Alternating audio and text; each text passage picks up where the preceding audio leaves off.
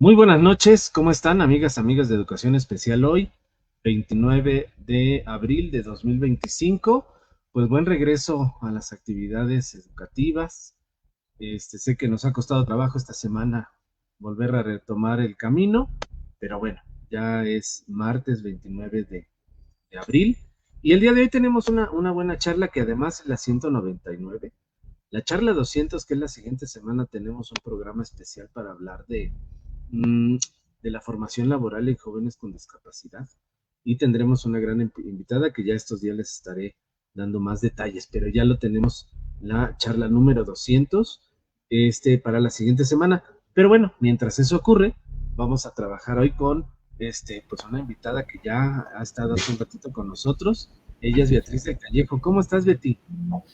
Hola Alfonso, ¿cómo estás? Muy buenas noches. Muy bien, muchas gracias. También aquí regresando a las actividades, pero esperando que ya sea jueves. Sí, ¿verdad? Sí, todos los maestros así andamos. Mañana es Día del Niño, entonces también van a estar muy movidos en las escuelas, muy cansados seguramente, pero bueno, con toda la actitud. Pues retomar ahorita el regreso a las actividades normales, igual las charlas están de vuelta. Hoy es la 199 y tenemos a Betty del Callejo que ahorita le voy a pedir que nos ayude a que nos platique quién es Betty, ¿no? ¿Qué hace? Y después le hablo de un poquito del tema que vamos a abordar el día de hoy. Betty, ayúdanos Claro. a compartir quién eres. Bueno, pues ¿qué soy? Buena pregunta. Pero bueno, de formación soy psicóloga educativa. Tengo pues una maestría en desarrollo educativo. Soy egresada de la Pedagógica Nacional. Me he especializado en neurodesarrollo infantil temprano, sobre todo con relación a los trastornos de aprendizaje relacionados con lectura y escritura. Me ha interesado mucho cómo es la forma en la que el sujeto aprende, porque pues aprendemos por una vía que principalmente es pues el cerebro, ¿no? Entonces, principalmente he estado como muy interesada en estar actualizándome en esos temas y de ahí que me gustaría vincular el Día del Niño, precisamente porque existe este trastorno de dispraxia y pareciera que puede pasar desapercibido, pero no. Y bueno, entre otras cosas, soy ahorita creadora de contenido, estoy iniciando en eso, por lo que les pido ahí que nos den siempre likes en Consultoría Ichimachoca. Esa es una consultoría que estoy iniciando actualmente este año. Y pues bueno, además doy clases en la Universidad Nacional Rosario Castellanos en la licenciatura de Psicología y he estado, entre otras universidades, pues ya bastantes años atrás en otras, ¿no? Pero bueno, básicamente a eso me dedico, eso estamos haciendo ahorita. Y el día de hoy vamos a hablar de la dispraxia, que es un trastorno Sí, muy interesante. sí, y justo hace algunos años, recuerdo que todavía estábamos en pandemia, cuando justo contactamos a Betty. Uno de los diálogos que tuvimos para esa charla fue la situación que vivían las niñas y niños, ¿no? En esta etapa pues de preescolar, primeros grados de primaria, y sobre todo platicábamos acerca de esa necesidad de la lectura y la escritura. Y todos esos procesos que están atrás y que a veces no vemos y no contemplamos, Uh -huh. que ayudan, ¿no? Al acceso a la escritura, a la lectura, a la adquisición del número, por ejemplo. Son procesos que tienen que ver con el movimiento, tienen que ver con esa percepción sensorial. Pero ¿qué pasa cuando esta situación afecta el movimiento? Y de ahí, pues justo hablamos con Betty para hablar de esa situación y hoy es justamente hablar porque además casi nadie sabe de este trastorno. O sea, se habla de la dislexia, de la discalculia, de los problemas del aprendizaje, pero de la TDA. dispraxia. Hoy la intención es desmenuzar esta parte y ustedes conozcan acerca de estas situaciones, porque a veces podemos pensar, como dice el título, puede ser que sean perezosos los niños, que no quieren hacer las actividades, que son torpes. Esa es otra de las situaciones, ¿no? Y que nada más con ciertas situaciones, pues ya, entonces el niño va a lograr el movimiento y que de alguna manera va a impactar en el aprendizaje. Y bueno, pues de eso es lo que hoy nos va a platicar Betty, ¿no? Adelante, Betty.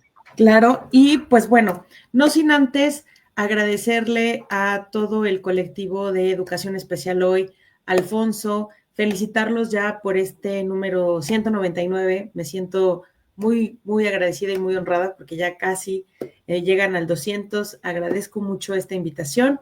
Y bueno, sin más, vamos a entrar en materia porque el tiempo apremia. Entonces, vamos a hablar de la dispraxia. Si me ayudas a presentar, por favor. Sí, voy a eso. Sí, les decía, en ese tiempo, pues hablábamos de este tema. Por ahí está la charla, ¿no? También de estas situaciones. Y justo también cuando le volví a pedir a Betty en estos días que nos compartiera, ay, me equivoqué, volví a tomar la anterior, que nos compartiera sobre el tema, justo también me decía que ya hay mayor información. Cuando hablamos esa vez, había poca información, entonces eso, pues no facilitaba muchas situaciones y hoy pues se va a ampliar de lo que habíamos iniciado hace un par de años. Y sí, justo este espacio cumple 5 años en mayo. O sea, eso también es algo importante. 6 años en noviembre cumplimos el colectivo de educación especial hoy, pero las charlas van a cumplir 5 años. Muchas felicidades, me da muchísimo gusto y me da muchísimo gusto ser parte de ello y colaborar, poner un granito de arena. Bueno, vamos a entrar en materia. Dispraxia, tejiendo puentes, precisamente. La que sigue, por favor. Sí, a mí me gustaría iniciar con una frase, precisamente, que hay que entender, ¿no? Que la diversidad no es un problema a resolver, sino una riqueza para comprender. Es que desde ahí hay que entender cómo vamos a mirar al otro, porque también si nosotros empezamos a ver como características ya un problema en el aula, pues entonces ya, inclusive hasta para ley de vida, si cualquier cosa que me pasa yo la veo como un problema, me va a costar más trabajo, a comparación que si yo veo cualquier oportunidad para poderla mejorar, pues bueno, va a estar como mucho mejor, ¿no? Estoy viendo por ahí unos comentarios. Buenas noches a todos. Gracias, Eddie. Buenas noches. Entonces, bueno, a mí me encantaría empezar precisamente con 5 mitos comunes acerca de la dispraxia. Yo quiero empezar diciendo qué no es la dispraxia. Entonces, vamos a darle ahí. Ay, qué emoción. Empiezo a ver saludos de todos lados. Hola, buenas noches. Entonces, bueno, primero que nada, la dispraxia no es una condición muy conocida. Inclusive algunos maestros o hasta profesionales, psicólogos, desconocen exactamente cuáles son las causas o síntomas. Y entonces, con frecuencia, se da un diagnóstico distinto y ya todo el mundo sabemos, ¿verdad? Hasta cuando nos diagnostican mal de una gastritis y resulta que es una infección. Entonces, cualquier diagnóstico mal, cualquier cosa maltratada, pues no van a tener los resultados esperados, ¿no? La que sigue, por favor. Mito 1. La dispraxia también tiene uno, es difícil mencionarlo. La dispraxia es extremadamente rara.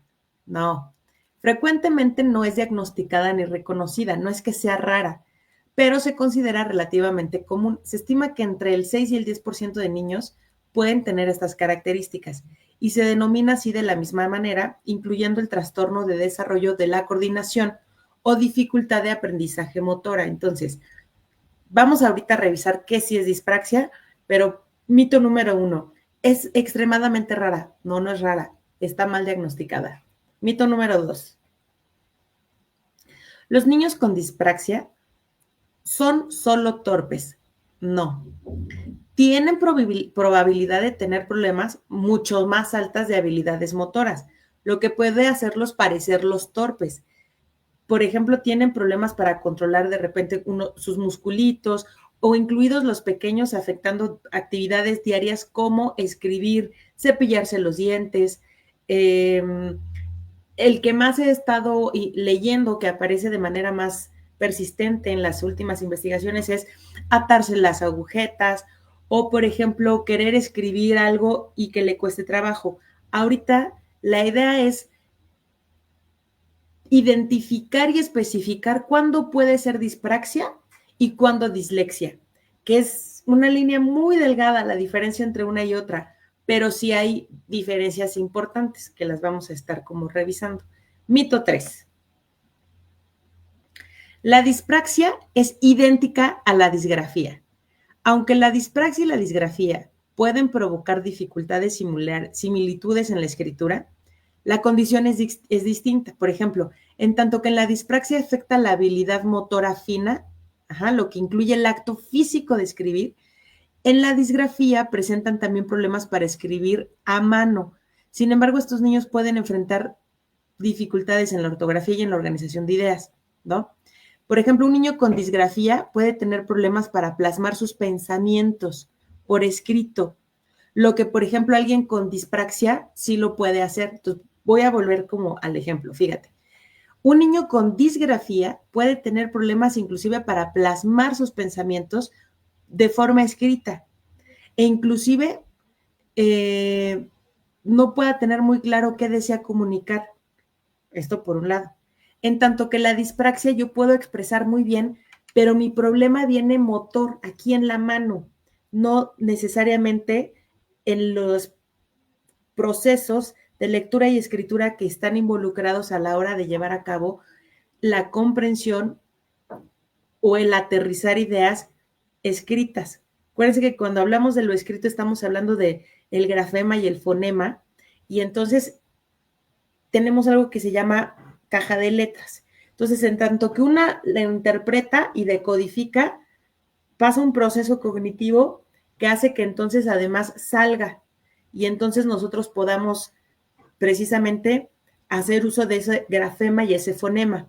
Entonces, ese problema no lo tiene alguien con dispraxia, porque pareciera que solo, inclusive si lo vemos de manera cerebral, podríamos identificar que el problema de la dispraxia lo tenemos acá en esta parte que le denominamos, ¿no?, corteza motora, porque vamos a identificar que es el trastorno del movimiento en específico, en tanto que la disgrafía tenga que ver a lo mejor con otros procesos que ya tenga que ver con lóbulos temporales, ¿no?, que están de este lado, son los que procesan precisamente tanto la decodificación del grafema o del fonema, y entonces yo tenga dificultad para no solo comprenderlo, sino además para interpretarlo y además decodificarlo. O sea, el proceso ahí es distinto. No sé si hasta aquí espero estar siendo clara con ello. Y es interesante porque todavía me acuerdo que cuando yo di este tema hace un par de años, precisamente en pandemia, como explicabas al principio, no se había como empezado a identificar con exactitud qué parte es donde estaba, ¿no? O se tenía una idea, pero no se había estudiado tanto como ya ahorita actualmente se está como trabajando. Pero bueno, mito número 4. Dije que son 5 mitos. Los niños con dispraxia son generalmente poco inteligentes. Bueno, eso ya lo habíamos comentado y además aquí en Educación Especial hoy lo han comentado en diferentes programas. No hay necesidad de vincular ciertos trastornos de aprendizaje con el coeficiente intelectual. No hay ninguna relación, no solo en esta dispraxia, sino en cualquier trastorno del aprendizaje. Tener dispraxia no implica que un niño carezca de inteligencia. Sin embargo, el comportamiento puede que influya en ciertos aspectos, ¿no? Puede ser que parezcan menos capacitados para realizar ciertas actividades motoras finas, como escribir, dibujar o con tareas cotidianas. Es lo que yo comentaba hace un rato, ¿no? Normalmente se ha identificado que el atarse los cordones de los zapatos es como lo más complejo que han como revisado que les pasa, porque en mucha literatura, en muchos estudios, normalmente ponen de ejemplo eso, el atarse los zapatos. Los niños con dispraxia pueden tener además problemas para sincronizar su cuerpo dice ahí con sus cerebros, como si tuvieran muchos, pero yo me refería a como con los cerebros, con el cerebro, ¿no? No es que tengamos muchos cerebros, nada más tenemos uno, pero quise decir ahí como con el cerebro motor y con el cerebro que es el mismo, pero como si tuviéramos muchos, con diferentes áreas del cerebro, quise decir ahí. Entonces, hay que tener cuidado con eso. La que sigue, por favor. No hay tratamiento para la dispraxia, eso también es un mito. Aunque no existe una cura para la dispraxia, y esta no desaparece con el tiempo, los niños pueden mejorar en ciertas habilidades con práctica y refuerzo, como la terapia ocupacional o la terapia del aula. Son eficientes para aliviar estos síntomas o recuperar, ¿no? Reeducar precisamente esto. Facilita la escritura y entonces hay herramientas tecnológicas que nos pueden ayudar precisamente para que ellos mejoren. Recordemos que hablando de cerebro, tenemos neuroplasticidad, neuroplasticidad cerebral. Entonces, al tener neuroplasticidad, podemos nosotros generar nuevas conexiones y redes neuronales, y de ahí que es importante la terapia y un buen trabajo terapéutico, ya sea psicológico, psicomotor, que bueno, en este caso, hablando de dispraxia en específico, por supuesto que es importante la terapia psicomotriz, es primordial, independientemente de la psicológica, ¿no? La terapia psicomotriz nos va a permitir trabajar de fondo precisamente este trastorno. Al que sigue, por favor. Sí. Betty, ahí quisiera hacer un alto. Mira, ya hay una primera pregunta. ¿La Sí. dispraxia es una discapacidad?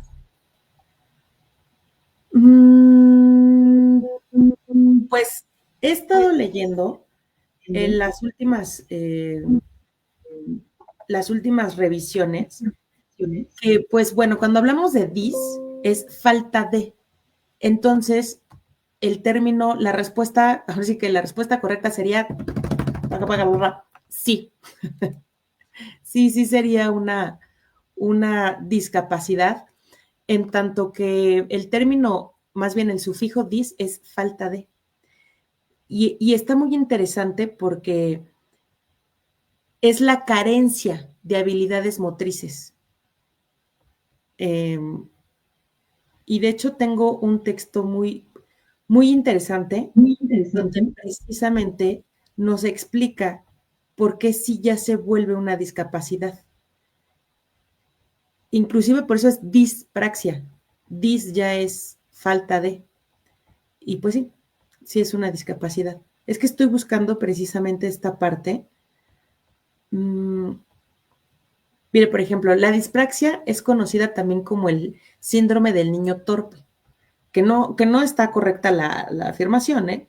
Pero bueno, es como son las investigaciones que han estado recogiendo durante todos estos años. Fíjate, si se considera al niño con dispraxia como un estudiante con discapacidad y se le instruye en escuelas o instituciones especiales, no se está realmente integrando a una sociedad real, sino una sociedad ficticia, comentan en el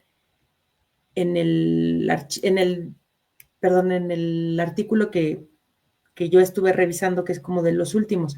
Sin embargo, mencionan que por el término dis, pues sí pertenece como un término de discapacidad, porque tiene la falta de movimientos. Entonces, volvemos a lo mismo. Aquí, este es el punto que quería llegar.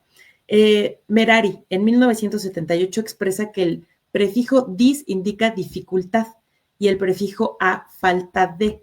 Entonces, de la dispraxia es la dificultad para coordinar y ejecutar progresivamente movimientos simples, como por ejemplo levantar un dedo, empuñar la mano, y entonces cuando empuño, pues difícilmente voy a poder generar cierta prensión que pueda yo lograr escribir de manera correcta. Normalmente son niños que van a decir, bueno, pues ¿por qué no agarra fuerte el lápiz?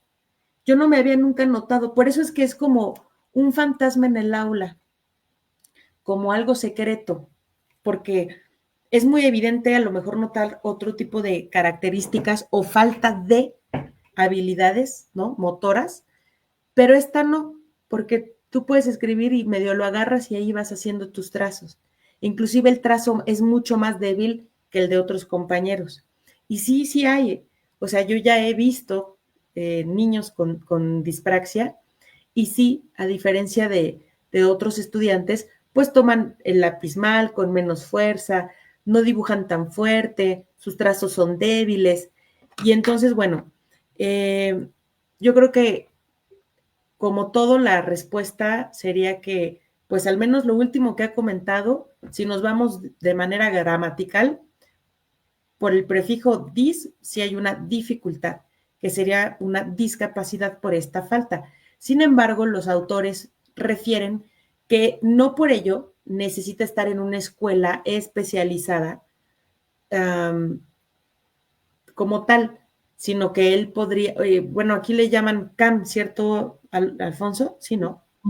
Centro de Sí, atención múltiple. Sí, por ejemplo, no necesitan ese tipo de requerimientos tan específicos.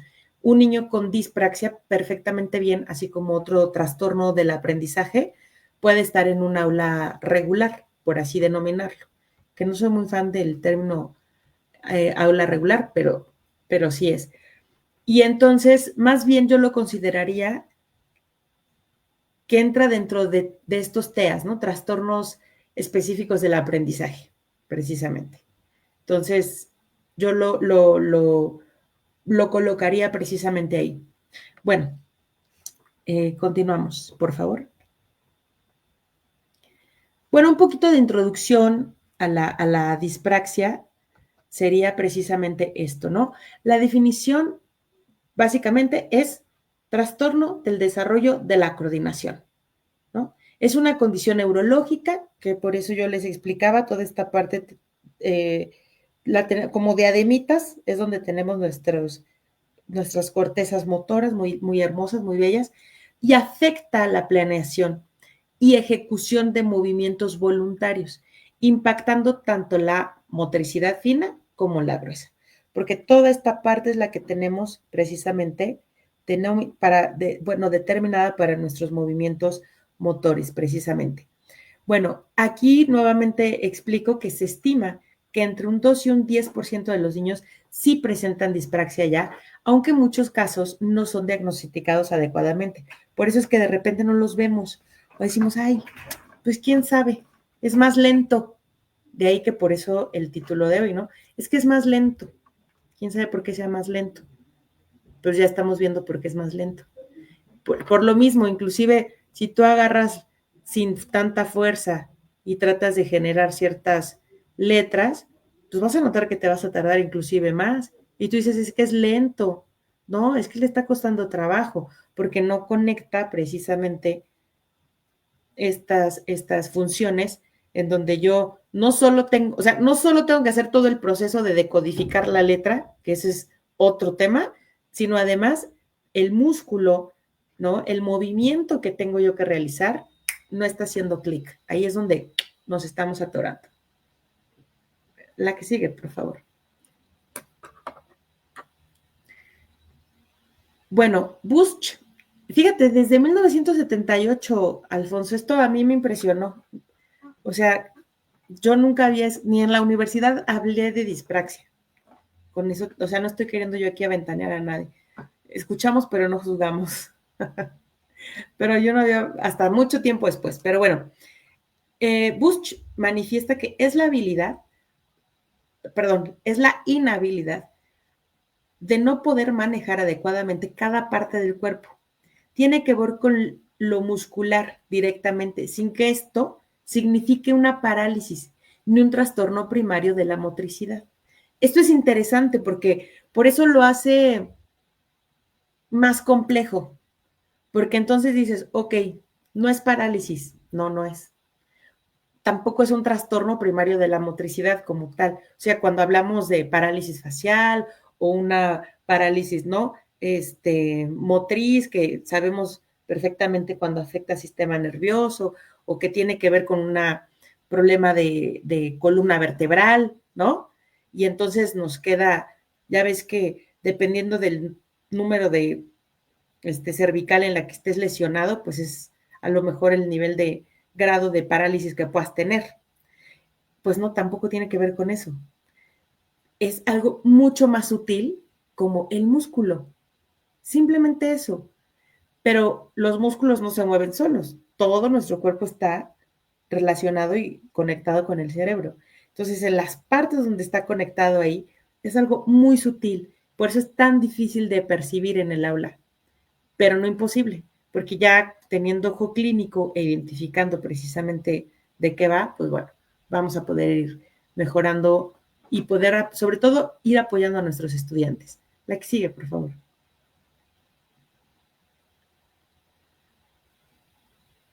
Lo prometido es deuda. Últimas actualizaciones. Pues bueno, aquí nos dice que tiene que ver más con alteraciones en las redes neuronales. ¿Se acuerdan que yo les hablaba de la neuroplasticidad? Y esas se forman a partir también de las redes neuronales. Hay otras, por ejemplo, que se llaman conexiones Hebbianas, así Hebbianas, G-B-B-I-anas, H-E-B-B-B. Esas conexiones, por ejemplo, aparecen específicamente cuando estamos en periodos críticos. ¿Qué es un periodo crítico? Dentro del neurodesarrollo lo denominan como cuando se conectan las redes en el proceso fundamental, porque esa va a ser la base para construir conocimiento mucho más a largo plazo. Y entonces son como redes, como si fuera la base para generar otras cosas. Ejemplo, cuando estamos en los procesos del lenguaje primario o temprano, desde el balbuceo. Ahí, ¿no? Periodos críticos. Y así sucesivamente, entre otros. Pero bueno, entonces aquí nos explican que hay alteraciones en esas redes del cerebelo, y el cerebelo, pues estamos entonces hablando, fíjate, de acá, los ganglios basales y la corteza parietal. Mira, ya está, ¿se acuerdan hace rato que les dije que cuando hablamos sobre decodificar y la lengua y todo esto, pues teníamos los parietales, ahí es donde tenemos tanto el área de Wernicke como de Broca. Y entonces ya se ha identificado qué partes del cerebro son las que están precisamente eh, involucradas en este tipo de trastorno. También hay un déficit en la integración sensorial, ¿no? Y por ende, motora. La neuroimagen funcional muestra una menor conectividad en áreas motoras y sensoriales, por ejemplo. Se reconoce que la dispraxia sí puede coexistir con otros trastornos, como el TDA, la dislexia y el trastorno de espectro autista. Esto también es importante porque pareciera que los trastornos son aislados. Es como de, no sé, a lo mejor voy a decir una barbaridad, pero quiero dar un ejemplo. De repente pensamos que si te da cáncer de piel, pues no te puede dar cáncer de otra cosa. Y dices, pues ya me está dando cáncer de piel. Pero tengo entendido que a veces, justo, ¿no? Si te da cáncer en alguna parte, de repente puede hacer metástasis. Eso es la metástasis, ¿no? Y entonces, ¡fum!, se te va a otras partes del cuerpo. No estoy diciendo que porque te dé dispraxia, ojo, te pueda dar otra. No. Simplemente aquí estamos diciendo, o sea, no es como un virus, ¿no? Que, pues, chin, ya me dio dispraxia, achú, me va a dar TDA. No. Aquí lo que se está mencionando es que se ha identificado que la dispraxia puede coexistir con otro tipo de trastornos, pero no necesariamente, ¿no? Entonces, bueno, eso como dato importante.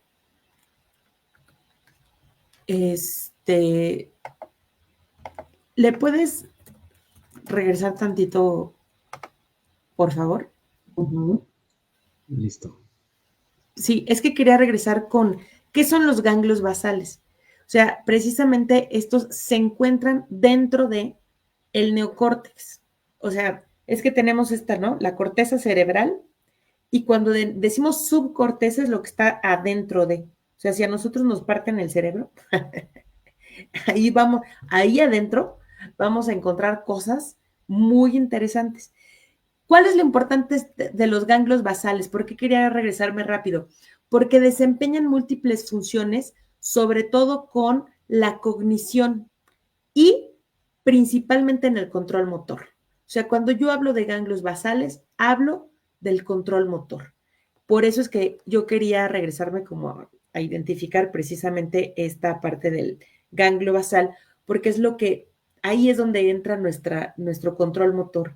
Y entonces ahí es donde se está viendo identificado estos problemas. Listo, solo quería decir que era un ganglio basal, o sea, los ganglios basales, ¿qué? Por eso quería mencionarlos. Gracias.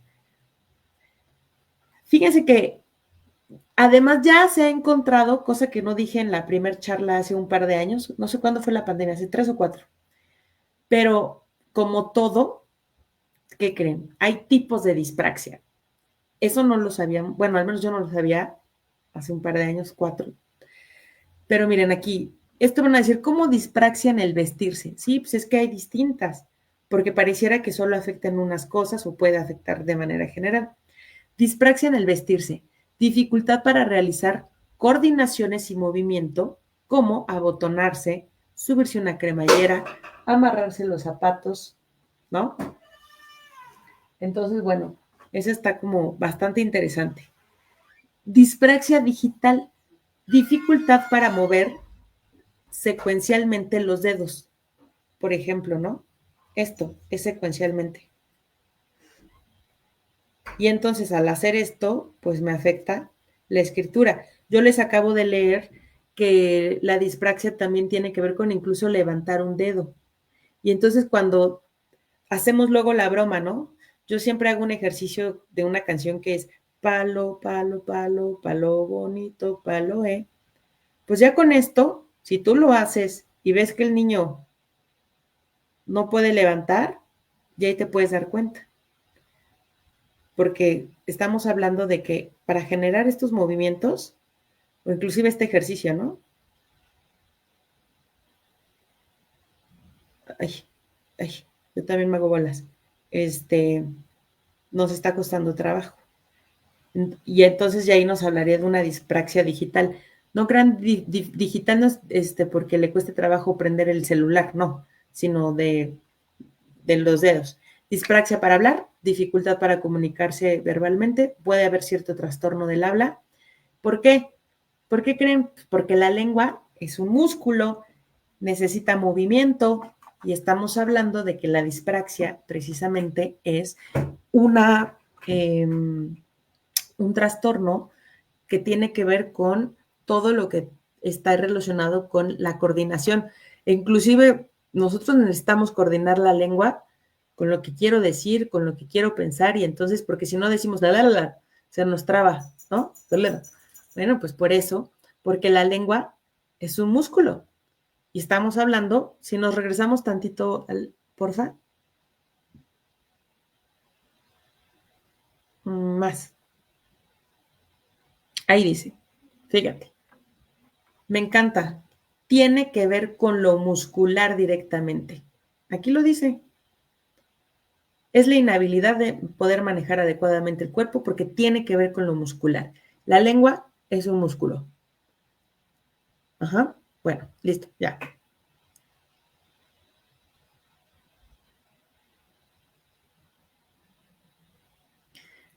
Obviamente la dispraxia motriz, falta de actividad, trastorno del aprendizaje, trastornos motores, visuales.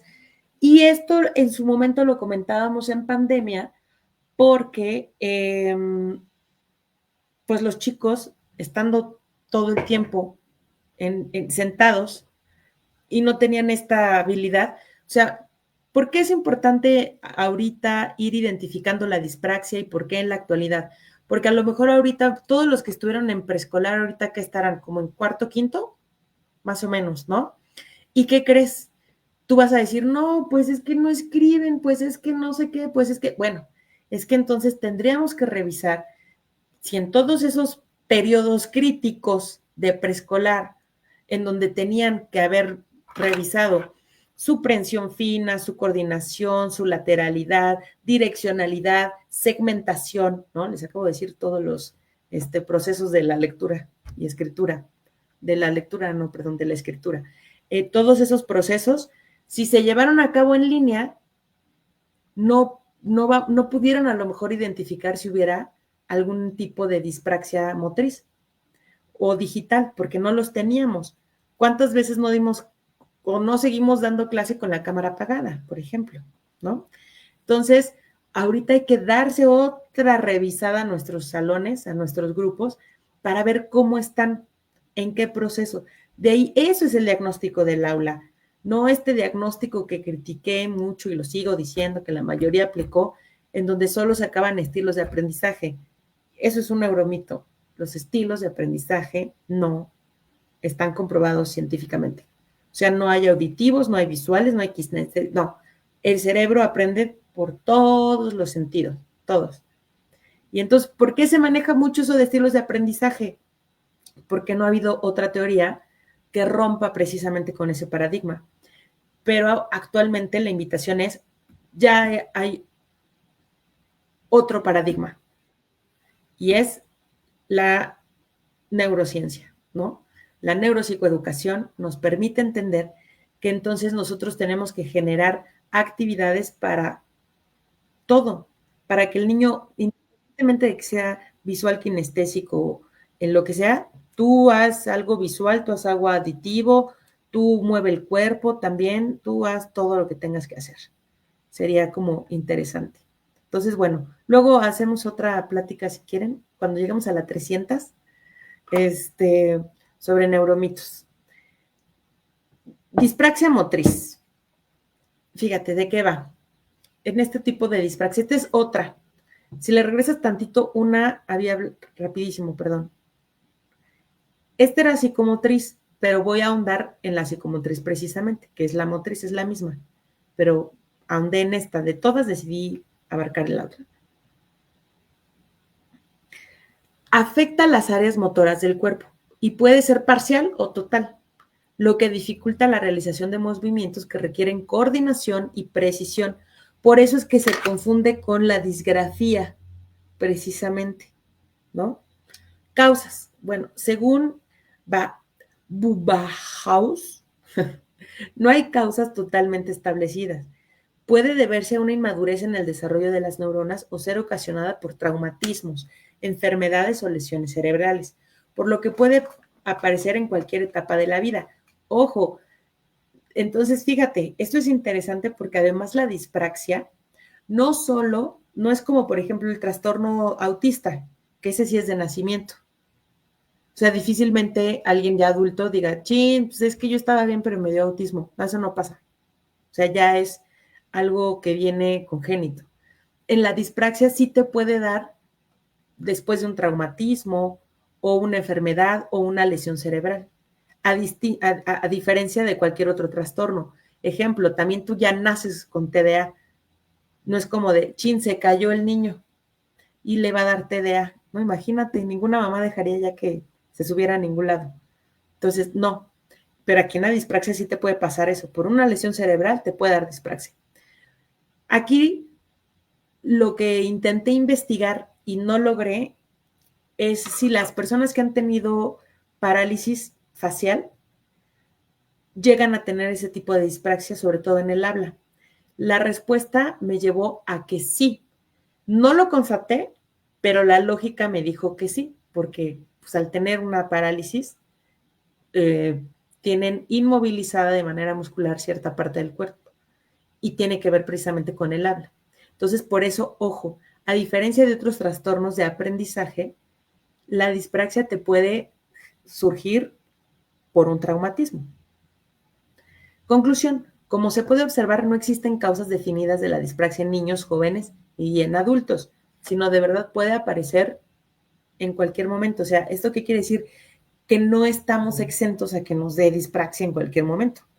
Por ejemplo, que como en otros trastornos del aprendizaje. Eso es algo interesante que tampoco yo estaba como muy consciente sobre este trastorno precisamente. Pero bueno, el que sigue, por favor. La dispraxia puede ser somatoespacial, o sea, estos gestos que se ejecutan en un espacio corporal y gestual aparecen como una torpeza motriz. El niño se mueve mal y entonces hay alteraciones posturales, ¿no? Precisamente. La constructiva es la alteración en el manejo de un espacio gráfico y de construcción. Voy a ahondar más en la constructiva porque tiene que ver precisamente con la alteración del espacio. Fíjate, espacio gráfico y de construcción. Nuevamente, el espacio gráfico tiene que ver con el dibujo y la escritura. Por eso es que lo vamos a notar más acá. Obviamente después, a la hora de estar en la educación física, a la hora de votar, de cachar, pues van a ser niños que no lo pueden hacer. Eso es que es muy evidente en las clases de educación física. Donde no lo vemos del todo es en las clases, de repente. Temporoespacial, la alteración en la secuencia de realización de movimientos complejos que se ejecutan, por ejemplo, algo tan sencillo como una canción. Si yo estoy, ¿no? Dándole a los niños head, shoulder, knees and toes, knees and toes. Digo, ahorita me acordé de esa porque es un ejemplo que voy a poner más adelante de cómo trabajar con estos niños. Pero cabeza, hombros, cara, pie, cabeza, hombros, tobillos, cara, pie. Ellos van a estar, no van a lograr hacerlo. Es totalmente imposible. Y además repercute todo lo que sabemos que pasa con todos los niños que tienen ciertas habilidades o capacidades distintas en el aula, que se burlan, que se siente lento, que la maestra lo regaña todo el tiempo, que lo etiquetan, o sea, eso ya está por default y entonces eso amenaza pues a la autoestima de los chicos. No solo es el espacio, sino también es de tiempo. Por eso dice, es que es lento, es que es perezoso, justo, ¿no? Como el nombre de nuestra plática del día de hoy. No es pereza, es que es flojo, no puede, es que es flojo. No, es que también la concepción de espacio-tiempo es distinta, ¿no? Y entonces lo va a ir haciendo como él pueda. ¿A qué sigue? Por favor. Bueno, acá otro autor nos menciona que la dispraxia verbal es una alteración significativa justo en la punto y modo de articulación. Es lo que le decía, ¿no? La lengua es un músculo y entonces se le dificulta llevar a cabo movimientos complejos. Un movimiento complejo tiene que ver, por ejemplo, con todas las vocales que tienen que ver con la punta de la lengua. No, bueno, si de por sí la R es difícil, con alguien con dispraxia muchísimo más. La T presenta una gran dificultad para realizar movimientos voluntarios de la lengua, así como un ripofonía o voz nasalizada. También van a tener como una vocecita así, como la nana fine, que incluye una emisión exagerada de resonancia nasal, afonía o hasta ausencia de voz, porque también acá hay músculo. Para hablar, todo esto es músculo. De hecho, para hablar articulamos, si ustedes supieran cuántos músculos utilizamos para hablar, son un montón. Entonces, bueno, por eso tiene que ver con que la dispraxia se ve, es ya ahora más claro ir identificando cuando un niño tiene dispraxia, sobre todo a la forma de hablar. Etonio, que te itonta maeta, te ¿qué? Y la mamá dice que dijo que le vio la película de Cars y le encantó. Ok. Pero obvio, la mamá sí sabe, ¿no? Pero son estos niños que de plano no se les entiende absolutamente pues nada.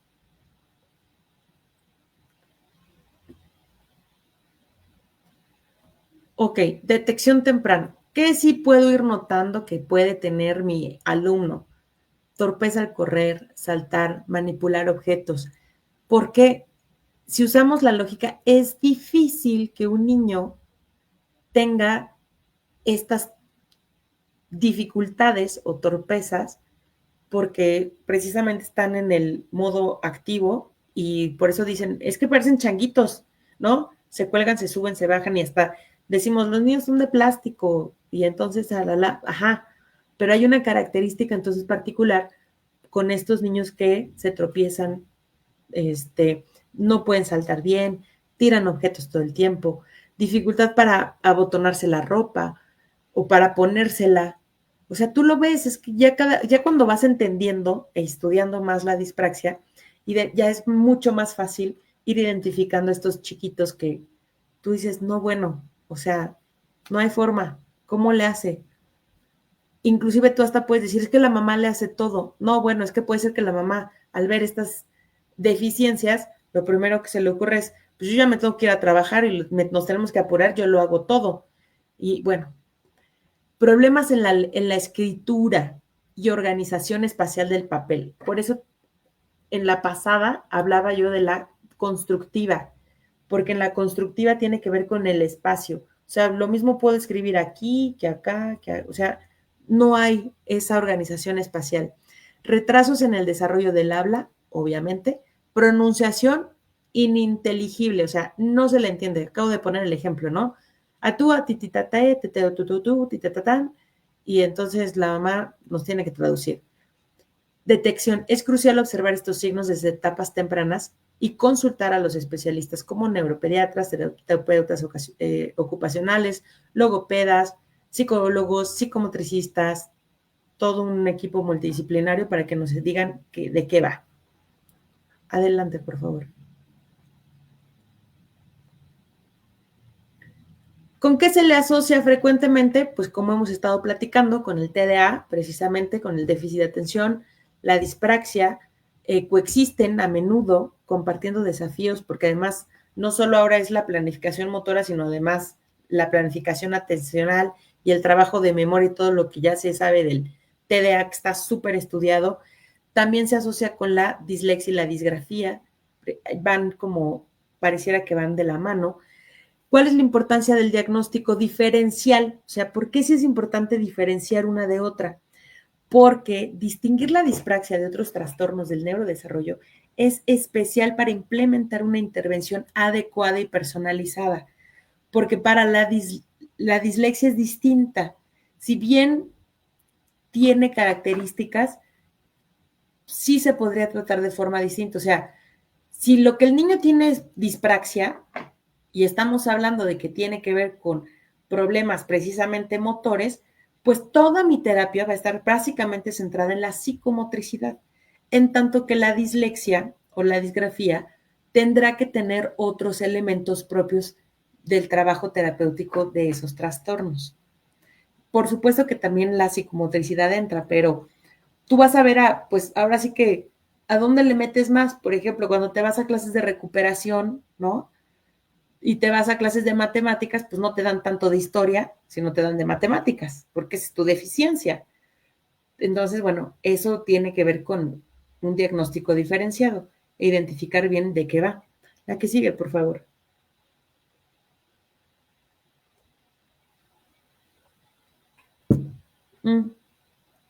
Ejemplos en el aula.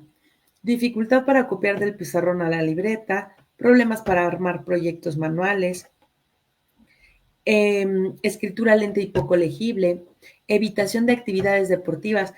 ¿Por qué es importante? Ahí te voy a poner otro ejemplo. Alguien con TDA, por ejemplo, se caracteriza por esto. Un niño con TDA puede perfectamente armar un rompecabezas y son brillantísimos en armar rompecabezas. Un niño con dispraxia no hay forma en que pueda armar un rompecabezas. No, porque te acabo de explicar que tienen problemas con la espacialidad, pero problemas severos, ¿no? O sea, distinto a otro, pero además tienen problema con lo motor para poder colocar la prensión fina. Entonces, un niño con TDA, insisto, claro que puede trabajar un rompecabezas, un niño con dispraxia no. Por ahí podríamos ir empezando. Y ahí tiene que ver el uso de terapéutico. Al niño con TDA, pues ya no le voy a dejar más rompecabezas, porque inclusive hasta me ha tocado que son genios, ¿no? Armando. Sí, porque la atención, la que necesitan trabajar es la sostenida, no la focalizada, ¿no? Por decir algo. Y entonces un niño con dispraxia necesita trabajar mucho más el armado de rompecabezas, por ejemplo. Entonces, bueno, esto coincide con lo que he estado comentando durante toda la sesión. La que sigue, por favor. Bueno, este es un cuadrito que tenía para enseñar en donde Obvio no se ve nada, es para ojos hormiga, inclusive yo ni veo ahorita, por eso estoy así. Es que lo iba a presentar, pero en otro momento, si quieren, te lo hago llegar para que lo subas a tu plataforma, pero la idea es que describo las diferencias de dispraxia, dislexia y TDA.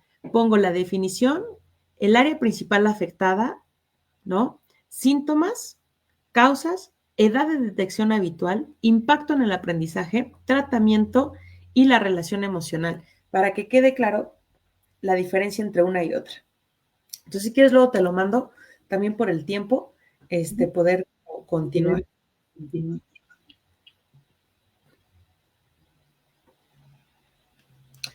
Bueno, ahora, ¿cómo puedo organizarme en el aula precisamente pues con estos estudiantes? Que en realidad estas sugerencias las doy como en general, pues para cualquier tipo de estudiante. Asignar asientos en lugares con pocas distracciones visuales o auditivas. Esto aplica para, insisto, estudiantes que tengan dispraxia, TDA, dislexia, ¿no?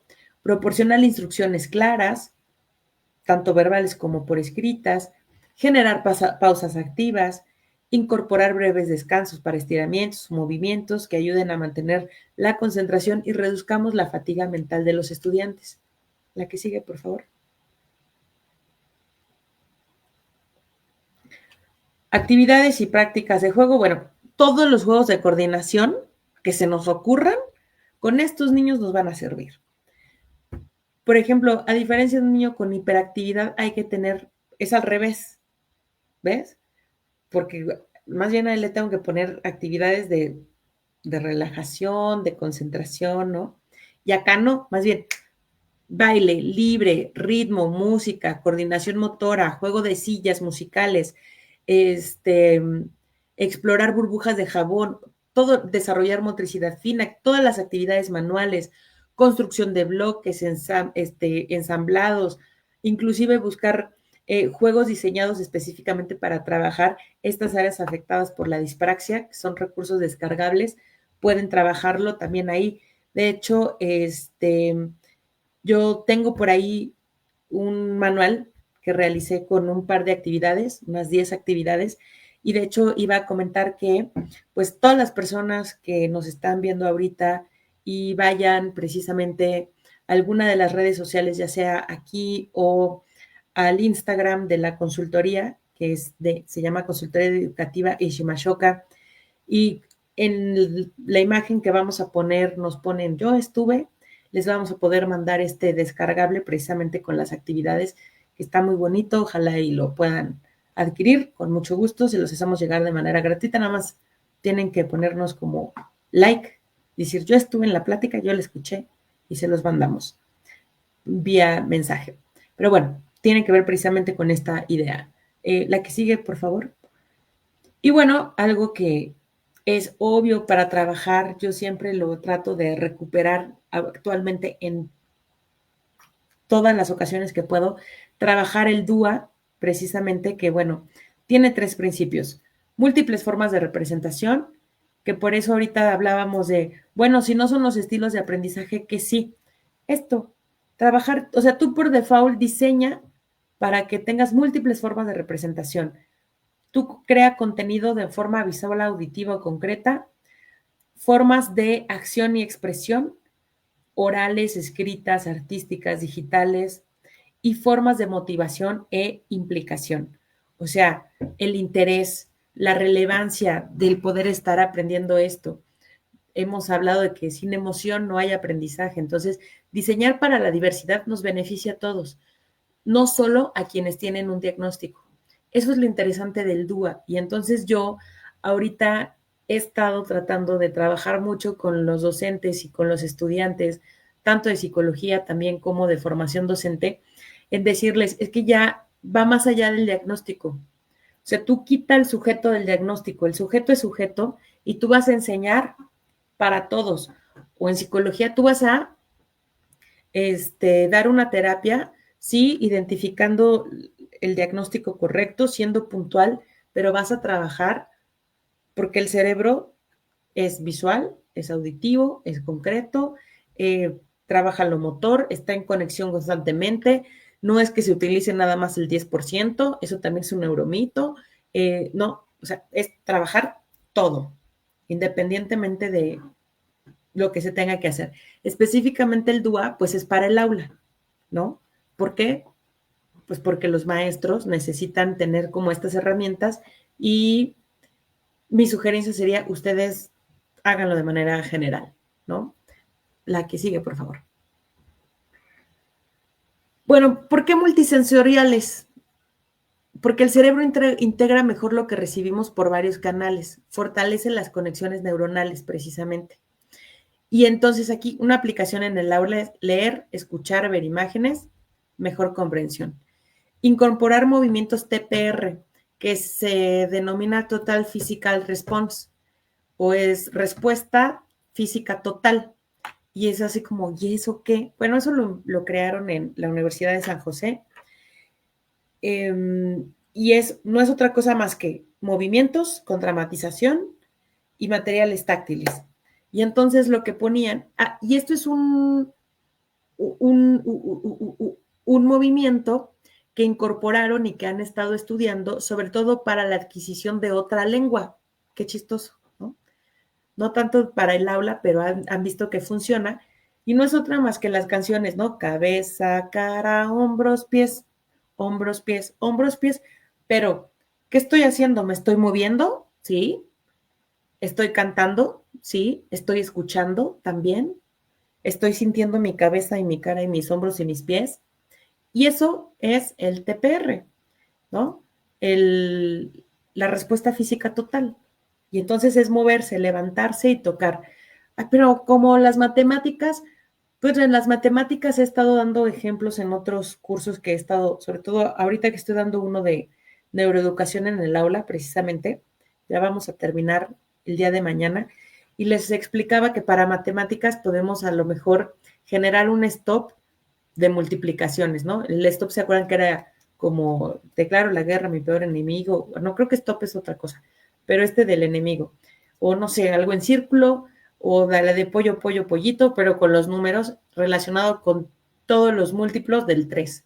Pero ya me estoy moviendo, no necesariamente la memoria.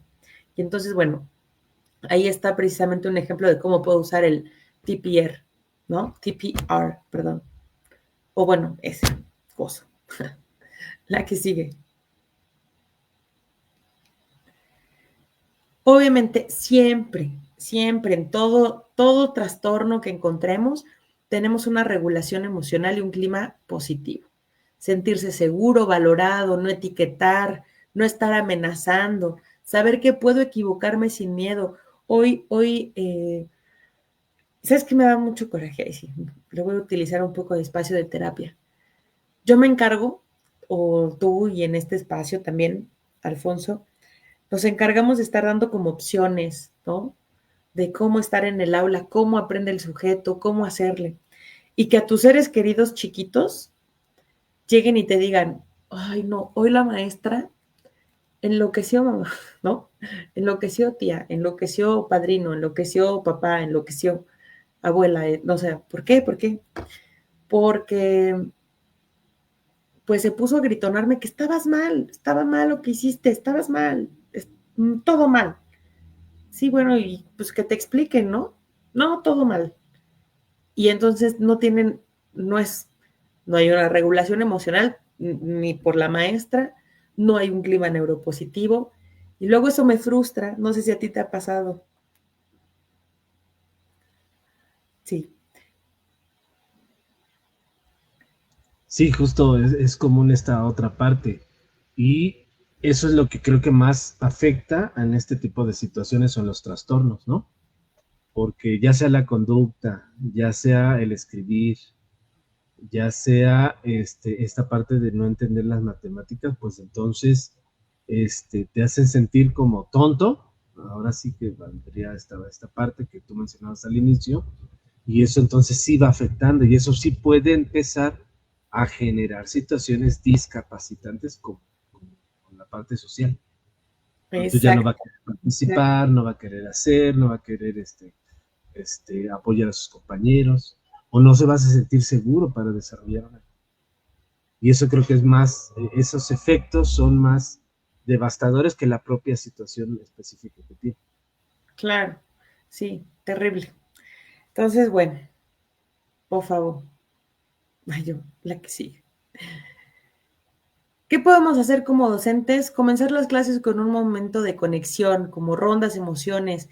Les he estado platicando mucho sobre la gamificación. La gamificación me parece un instrumento, una herramienta importante en tanto identifico qué puedo hacer. El cerebro trabaja netamente por gratificación, o sea, todo el tiempo. ¿Tienes sueño? Te duermes. ¿Quieres ir al baño? Vas al baño. ¿Tienes hambre? Le das comida. O sea, todo eso es gratificante. Contestas bien, te doy un aplauso. Contestas bien, te pongo una estrellita. Podemos decir, es que eso es conductismo. Pues sí, pero así le gusta, pues el cerebro así le gusta, pues. O sea, es que no hay que confundir escuela tradicional, ¿no? Una escuela tradicional sería esto, no entender al otro sujeto y decir yo soy el único que tengo la razón y apréndetelo de memoria y eres un tonto. Eso es escuela tradicional. El paradigma conductista, además epistemológicamente, tiene toda una base muy fuerte que tiene que ver con los cambios de conducta. O sea, no en vano, inclusive en psicología todavía hay una terapia denominada cognitivo-conductual. Entonces, no confundamos, porque he visto también muchos docentes que confunden conductismo con escuela tradicional. No. Entender la escuela como forma tradicional es esta escuela en donde es como adultocéntrica, ¿no? O profesor céntrica, en donde los demás no importan más que lo que diga el profesor y yo estoy bien y no hay clima del aula, no hay nada, no hay, olvídalo. O sea, hablar de DUA en una escuela, bueno, no nos vayamos lejos. Hoy amanecimos con la terrible noticia de que un Eric, que en paz descanse, luz y progreso espiritual, parece pequeñito de 13 años, que estaba en una escuela, al parecer entiendo militarizada, que por ser militarizada no tendrían, ¿no? ¿Por qué? Pero el punto es que se va a un campamento en el estado de Morelos y por golpes falleció en 2025. El chiquito falleció antier o ayer. O sea, hoy amanecimos con esa noticia. O sea, algo no está, o sea, la nueva escuela mexicana no está llegando a todos. Algo está pasando, ¿no? Precisamente. O sea, es como para ponerse a pensar. ¿Qué está pasando? ¿Qué estamos entendiendo cuando pensamos en escuela? Entiendo que me puedan decir, es que esa es una escuela particular, aparte, era militarizada, ok, a ver, y entonces por ser militarizada me permite maltratar al otro, ultrajar al otro, pasar por los derechos del otro, este, matarlo, ¿no? Bueno, creo que ese es tema para otra cosa, pero tema y no, porque tiene que ver con esta regulación emocional, con qué estamos pensando en la escuela del siglo XXI ahorita. Bueno, reconocer emociones, ponerle nombre a esas emociones, crear rutinas estables y previsibles. Y disculpen que haya sacado el tema, pero es que creo que este es un momento y un espacio de reflexión, cómo en tanto unos estamos, digo, conozco el trabajo de Alfonso, como bien comenta, ya lleva 200 programas esforzándose en generar espacios para que los docentes escuchen especialistas, actualizaciones, formas de entender la educación, cómo hablar, cómo estar, cómo sentir, pensar en el aula, cómo ser maestro, y que amanezcamos con noticias en donde un niño falleció por estar en la escuela haciendo una actividad, además recreativa, porque fue en un campamento. O sea, ¿qué estamos haciendo? Pero bueno, fomentar la empatía y la cooperación, no solo la competencia. Sin emociones no hay un aprendizaje profundo. El aula emocionalmente segura es un aula cognitivamente activa. Esta frase me encanta. Y pues bueno, en fin, insisto, muy lamentable lo que hemos estado escuchando ahorita. Uso de tecnologías inclusivas, ¿cómo pueden ayudarnos las TICs en la diversidad? Bueno, pues de muchas formas. Textos con audio, imágenes, lecturas de voz.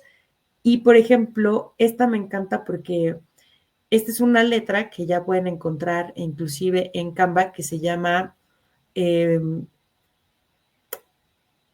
Bold Dyslexic. O sea, es una letra especial para los disléxicos, pero así se llama, Dyslexic. Así como Tony New Romance, Arial y todas esas, esta se llama Dyslexic.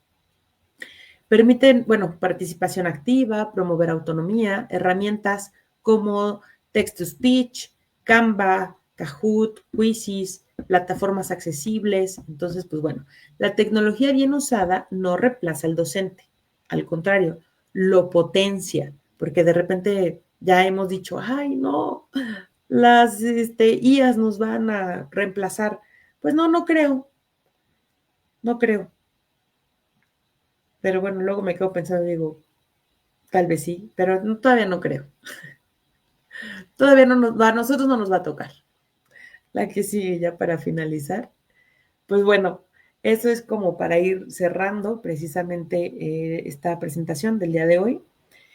Y pues agradecer siempre la presencia, el espacio, para ir como identificando. Y pues no sé si tienes alguna otra duda, algo que quisieras como que comentáramos. Pues muchas gracias por lo que compartes. Pues aquí hay muchos comentarios con relación a que pues no conocían este tema algunas personas que nos acompañan.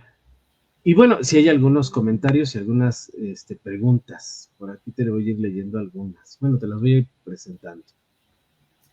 Bueno, esta ya, por ahí ya la comentabas. En el cuadro que nos va a proporcionar Betty, aquí vienen esta parte de las edades, pero bueno, ya nos dio tips. O sea, si desde pequeños vemos estas dificultades para atarse los zapatos, para tomar el lápiz, si no hay fuerza también en los dedos para poder prensar materiales. O sea, ya nos dio como varios tips que podemos ir retomando para considerar que haya alguna situación ahí específica. Y esto aplica para cualquier condición, ¿no, Betty? O sea, todo eso que no pasa en estas etapas de desarrollo, que no vemos que es coincidente con todo eso, pues entonces algo está sucediendo en el Claro. habla, ¿no? En el pensamiento, en lo motor. Sí, pero, por ejemplo, la dispraxia sí es en la infancia temprana. Al ir observando habilidades motrices con retraso. Por ejemplo, a diferencia de la dislexia, tú no puedes identificar si un niño de 2 años tiene dislexia. Eso va a ser hasta la etapa escolar.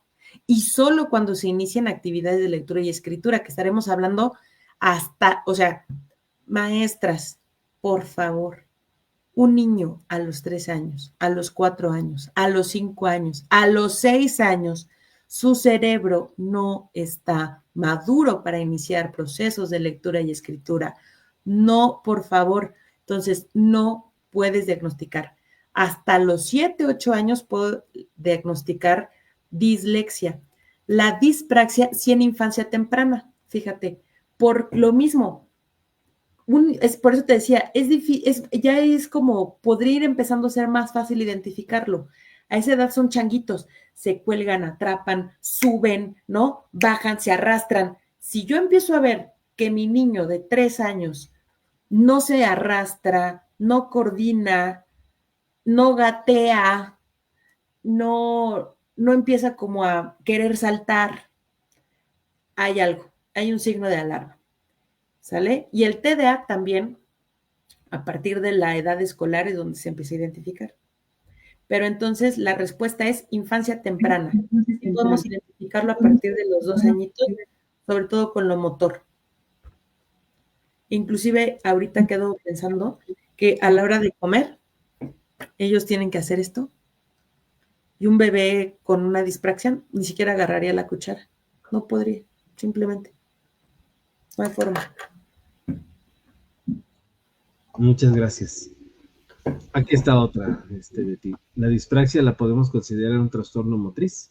Sí, Sí, es un es trastorno un motriz. trastorno motriz. Y Ok. saludos Y a saludos Vane y a Rosaura, porque sí sé quiénes son. Gracias por estar aquí. Y este comentario, lo ideal es ser atendido en escuela de educación básica, pero la normatividad tiende a desconocer a este tipo de alumnos. Es decir, los DIS ya no entran en el proceso de atención. Híjole, ese también es otro temazo, ¿no? Porque cuando hablamos, por ejemplo, de educación especial, en este enfoque educativo, ¿no? Para muchas autoridades, la parte de todos estos trastornos obedece a un tratamiento terapéutico. Y eso ha como generado discusiones en ese sentido. Sin embargo, sí les podría decir que si estos alumnos con dispraxia, con dislexia, discalculia o un trastorno o déficit de atención le genera barreras para el aprendizaje y la participación, ahí hay ojo. Sí hay que hacer una intervención educativa. Sí o sí, ¿no? Eso Claro. sí es importante mencionarlo. ¿No? Pero bueno, sí hablar de los trastornos que ya no pareciera que tienen que ser atendidos por la educación especial, porque parecieran que son de orden terapéutico. Ya vimos que hay muchas actividades que se pueden trabajar desde lo educativo para favorecer todo este tipo de trastornos, ¿no? No para favorecerlos, sino para poder ir mediando esta situación, ¿no? Para que ellos se encuentren formas de aprender y de participar y de estar con sus compañeros en el aula. Claro, Eso es que esa parte sí es como muy importante. Recuerdo mucho una plática que nos diste el año pasado, en donde, bueno, a ver, ¿dónde entra el apoyo? ¿Dónde es DIS? ¿Dónde no? Por eso dices, es muy amplio, pero pues como lo acabas de mencionar. Y recuerdo mucho, ¿no? Toda vez que suponemos que el sujeto ya no está como en esos... Pero a ver si lo entendí bien. O sea, si hay algún momento en el que el sujeto requiera ya de algún otro tipo de apoyo, lo mencionábamos ahorita incluso social, ¿no? Que ya lo empiece como a segmentar, ¿no? A excluir de las actividades, etc., pues entonces ya estamos hablando de que se requiere ahí otro tipo de apoyos. Sí, porque ahí hay una barrera para el aprendizaje, que puede ser desde la actitud, desde el no tener la información, desde no excluir porque entonces no sé qué pasa, ¿no? O sea, ya hay situaciones que también excluyen a la persona por diversas situaciones y que a veces pueden ser por parte de la condición personal del alumno, ¿no? Claro. Y estos elementos de los trastornos son parte también de esa condición personal y que el no saber atenderlas, entonces, pues cometemos muchas situaciones en el aula, como bien aquí lo comparte, ¿no? Pero bueno, ese también es un buen tema. Pero ya dijimos, si eso genera barreras para el aprendizaje porque no se le están dando los requerimientos específicos para que aprenda, participe y conviva, entonces ahí hay que brindar una atención educativa, ¿no? Eso sí es. Vamos a ver algún otro para ya ir cerrando. La neurociencia dice que que se puede desarrollar el aprendizaje utilizando todas las áreas del cerebro. Gracias, Xochitl. Sí, es lo que nos compartía Betty en la exposición. Y bueno, cuando hablábamos hace rato de lo que tú mencionabas, que no solo lo dice, también es que demuestra cierto tipo de situaciones, y ahí es donde podemos ver que hay requerimientos específicos, ¿no? Y que entonces, nos decía Betty, tenemos que observar siempre lo que sucede con nuestros alumnos en el aula, ¿no? ¿Qué otra cosa? La dispraxia puede presentarse en el síndrome de Down. Aquí hay una pregunta. No han mencionado como tal, pero me imagino que sí. O sea, es como evidente, ¿no? Al tener como este tipo de problemas motores, ya lo dan por sentado. Sí, y es que sí. sí, es que ahí también sería complejo porque a lo mejor la misma condición que menciona aquí Gaby, pues sí tiene una afectación en muchos, hay un retraso en varios aspectos, incluso el motriz. Pero ¿no? Yo comentaría que... La línea, ¿cuál es la línea? Eso yo creo que es lo que vas a decir. La línea, ¿cuál es la línea ahí? ¿Cuál sería esa línea? Exacto, hay una línea muy delgada, pero básicamente la respuesta sería sí.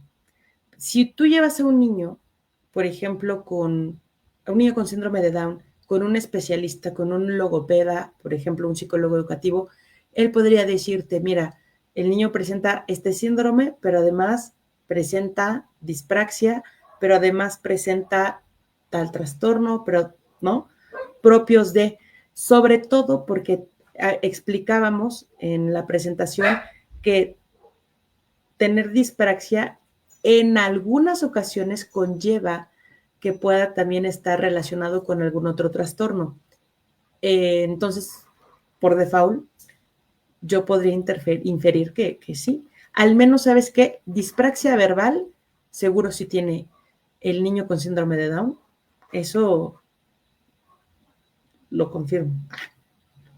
La respuesta es sí. Sí, y esto aportaría esto que pregunta Melec, ¿no? Si puede coexistir la dispraxia y la dislexia, sí, ya lo acaba de mencionar Betty, incluso con otros, ¿eh? Puede haber como comorbilidades con otras situaciones. Por eso cuando hacen estudios específicos, hablando, como dar un ejemplo, el electroencefalograma sirve nada más también para descartar alguna otra situación. No es para encontrar, por ejemplo, si hay TDA, no. Es para ver si no hay otra situación que esté causando alguna alteración y que genere otras dificultades, por ejemplo. Claro. ¿No?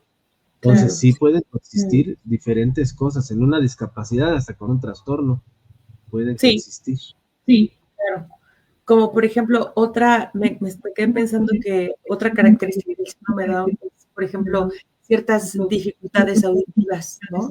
Y bueno, eso conlleva a lo mejor otro tipo de trastorno, precisamente. Pero bueno, la respuesta es sí. Este, puedo al menos estar un 85% segura de que tienen dispraxia verbal, sí la tienen. Y bueno, pues creo que son todos los comentarios, Betty. Preguntaban por aquí que si podías mencionar otra vez cómo podrían obtener el material bueno, ese manual que tú hiciste, más, bueno, el cuadrito que también igual lo vamos a compartir por acá, pero cómo pueden acercarse contigo. Sí, miren, déjenme presentarles rapidísimo el... Rapidísimo. Déjenme...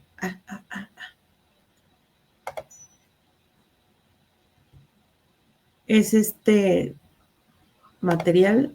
¿Puedo presentar? Sí, ¿verdad? Sí, adelante. A ver, rapidísimo. A ver. Ay, no, ¿cómo le hago? Voy a presentar. Compartir pantalla ya.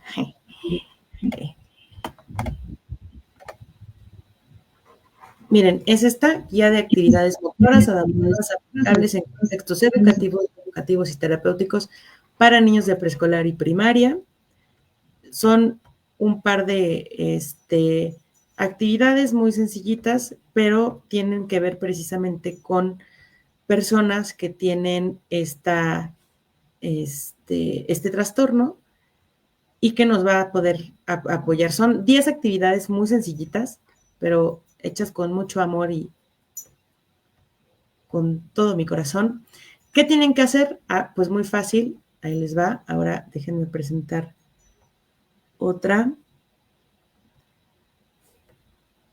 Tienen que ingresar precisamente a la página de Iximachoca en Instagram. Ahorita nosotros vamos a publicar precisamente la imagen de la guía y ustedes nos dicen, estuve aquí en Educación Especial hoy, nos mandan un mensajito, ayúdenos a compartir, y se los mandamos obviamente gratuito vía mensaje, se los vamos a agradecer. Ahorita ya estoy yo subiendo precisamente esta imagen y pues bueno, ahí lo escuchamos, nos ayudan a compartir y ya se los mandamos vía correo. Listo. Ya veo un mensaje. Ok, pues muchas gracias, Betty, por el espacio. De verdad que fue muy, muy gratificante también escuchar todos estos elementos nuevos, ¿no? Que suman a lo que ya habíamos visto. Ojalá puedan ver la charla anterior, ¿no? De lo que se estuvo abordando. Y bueno, pues ya nos compartió sus redes y ahí estaremos en comunicación, Betty, ¿no? Claro que sí, claro que sí.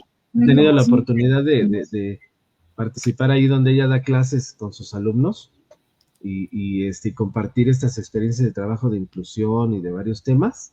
Ha sido muy, muy interesante. Entonces, pues bueno, Betty, cuando necesites, pues aquí está el espacio para poder seguir compartiendo experiencias. Muchas gracias y también agradecerte.